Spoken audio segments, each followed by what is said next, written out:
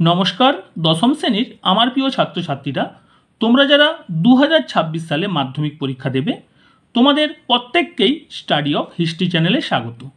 আজ আমি তোমাদের ইতিহাস বইয়ের চ্যাপ্টার 6 থেকে একটি গুরুত্বপূর্ণ 4 মার্কের প্রশ্নের উত্তর তুলে ধরব। তোমাদের আজ প্রশ্নটি হলো, কংগ্রেস সমাজতন্ত্রী দল কেন প্রতিষ্ঠিত হয়েছিল? তোমাদের এই প্রশ্নটি মাধ্যমিক 2024 পরীক্ষা এসেছিল। এছাড়া তোমাদের এই প্রশ্নটি এভাবে হতে পারে, কংগ্রেস সমাজতন্ত্রী দলের উদ্ভব হয় কিভাবে?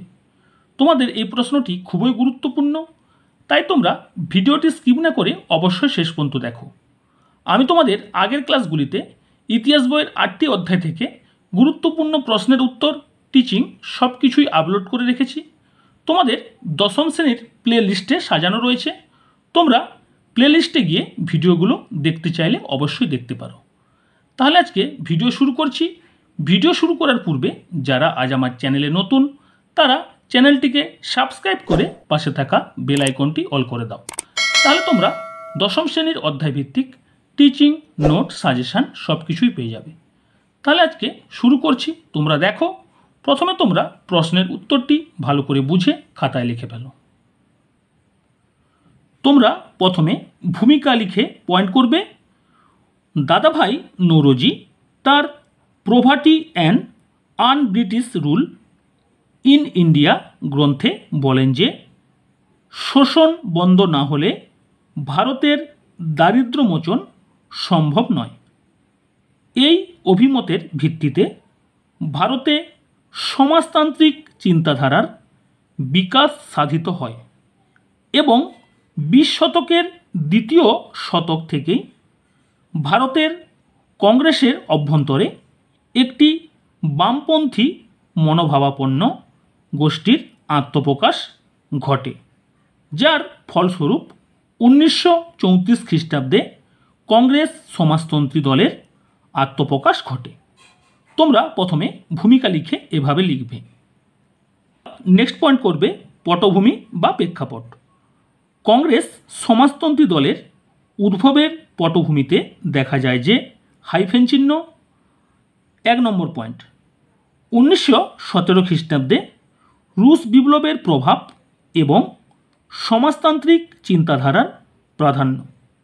2 নম্বর পয়েন্ট, কংগ্রেসের দ্বিতীয় পর্যায়ের আইন অমান্য আন্দোলন, ইংরেজ সরকারের নিষ্ঠুর অমানবিক দমন নীতিতে কংগ্রেস নেতৃত্বের উদাসীনতা। 3 নম্বর পয়েন্ট, গান্ধীজির আন্দোলনের নীতিগত পদ্ধতি সম্পর্কে বামপন্থীদের বিরূপ ধারণা বা মনোভাব। 4 নম্বর পয়েন্ট, শ্রমিক কৃষকদের দুঃখ দুর্দশায় কংগ্রেসের দৃঢ়তার অভাব। 5 নম্বর পয়েন্ট, সমাজতন্ত্র সম্পর্কে গান্ধীজি ও তার অনুগামীদের বিরূপ ধারণার ফলে কংগ্রেসের মধ্যেই বামপন্থী গোষ্ঠীর আত্মপ্রকাশ ঘটে। এরপরে তোমরা নেক্সট পয়েন্ট করবে কংগ্রেস সমাজতন্ত্রী প্রতিষ্ঠা বা কংগ্রেস সমাজতন্ত্রী দলের প্রতিষ্ঠা।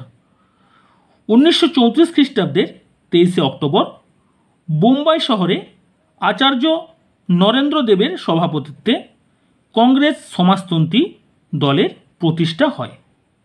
নেক্সট পয়েন্ট, নেতৃবৃন্দ। আচার্য নরেন্দ্র দেব, জয়প্রকাশ নারায়ণ, রাম মনোহর লোহিয়া, অচ্যুত পট্টবর্ধন, ইউসুফ মেহের আলী, মিনু মাসানি ছিলেন এই দলের উল্লেখযোগ্য কর্মকর্তা। পরে এই দলে A.K. গোপালন, E.M.S.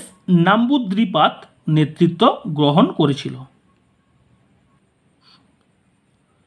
এরপরে তোমরা নেক্সট পয়েন্ট করবে উদ্দেশ্য ও কর্মসূচি। যুক্তপ্রদেশের কংগ্রেস নেতা সম্পূর্ণানন্দ দলের কর্মসূচি প্রণয়ন করেন। এগুলি হল: 1 নম্বর পয়েন্ট, রাজতন্ত্র বা জমিদারদের বিলোপ করা। 2, কাজের অধিকার এবং শ্রমিকদের জন্য উপযুক্ত মজুরি। 3, বেগার প্রথার অবসান ঘটানো। 4, কৃষকদের হাতে জমি বন্টন করা। 5, শিল্প বাণিজ্যের উপর রাষ্ট্রীয় নিয়ন্ত্রণ। এরপর তোমাদের পরের পয়েন্ট প্রসার। ক্রমে ক্রমে কংগ্রেস সমাজতান্ত্রিক দলের কার্যকলাপ প্রসারিত হয়। এই কার্যকলাপ দক্ষিণ ভারত ও যুক্তপ্রদেশে দলের প্রভাব বৃদ্ধি করে। কংগ্রেসের বিক্ষুব্ধ নেতা পি.কে. পিল্লাই ও এম.এ. ব্রেভলি এই দলে অংশগ্রহণ করেন এবং বিশেষ ভূমিকা পালন করেন। এরপরে তোমরা সবার শেষে উপসংহার লিখে পয়েন্ট করবে। পরিশেষে বলা যায় যে কংগ্রেস সমাজতান্ত্রিক দল বিভিন্ন কার্যকলাপ পরিচালনা করলেও শেষ পর্যন্ত দলের মধ্যে মতানৈক্যের কারণে ও আদর্শগত কারণে কিছুদিনের মধ্যে এই দল ভেঙে যায়। তবুও বলা যায় দলের কার্যকলাপ কৃষক ও শ্রমিক শ্রেণীর ক্ষেত্রে কিছুটা শুভপ্রদ হয়েছিল।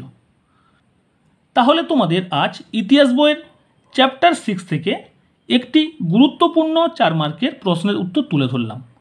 তোমাদের যদি প্রশ্নের উত্তরটি ভালো লেগে থাকে অবশ্যই লাইক করো, বন্ধুদের মধ্যে শেয়ার করো এবং কমেন্টে জানাও তোমাদের ভিডিওটি কেমন লাগলো। আজ এখানে রাখছি। তোমরা সবাই ভালো থেকো, সবাই সুস্থ থেকো। আমি তোমাদের যেসব প্রশ্নের উত্তরগুলো তুলে ধরছি তোমরা এখন থেকে বাড়িতে মুখস্থ করে খাতায় লেখা অভ্যাস করো। দেখবে তোমরা পরীক্ষায় অনেক বেশি নাম্বার পাবে। তাহলে আজ রাখছি। তোমরা ভালো থেকো। তোমাদের 2-1 দিনের মধ্যে আবার নেক্সট ভিডিও আপলোড করছি।